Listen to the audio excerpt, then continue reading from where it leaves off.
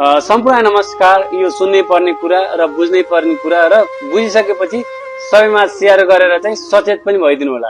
अत्यन्तै दुःखद जुन कि तपाईहरुमा चाहिँ मैले सेयर गर्न गइरहेको छु, उहाँ हुनुहुन्छ नवलपुर दुम्कीवासको डेन्टल हस्पिटलमा दाँत निकाल्ने क्रममा डाक्टरको लापरवाहीको कारण ढडिया निवासी होस थापा मगरको आँखा निक्लेर जिन्दगी नै बर्बाद भएको छ। यो तपाईले दृश्य देख्न सक्नुहुन्छ।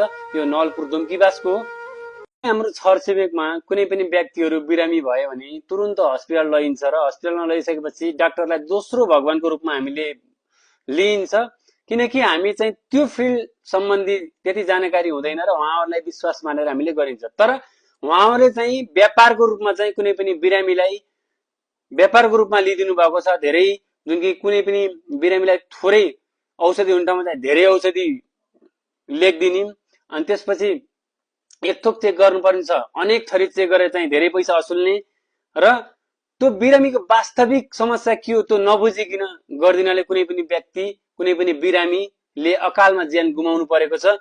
त्यस्तै उदाहरण चाहिँ तपाईले नवलपुर दुम्कीवासको डेन्टल हस्पिटलमा दाँत निकाल्ने क्रममा डाक्टरको लापरवाहीले जुन कि ढबिया निवासी होस थापा मगरको आँखा नै निक्लिएको छ। यसलाई तपाईहरुले कसरी लिनुहुन्छ र आगामी दिनमा तपाईहरु पनि सचेत हुनु होला। मेरो अनुरोध छ, कुनै पनि बिरामीलाई व्यापारको रूपमा नलियोस्। जे हो त्यो यथार्थ चेक जाँच गरेर अनुभवी डाक्टरले चेक जाँच गरेर मात्रै चेक जाँच गरियोस्। अहिले सानो लापरवाहीले यत्रो जिन्दगी नै बर्बाद भएको छ। त्यसकारणले गर्दाखेरि सबैजना सचेत हुनु होला। हस्त, धन्यवाद, नमस्ते।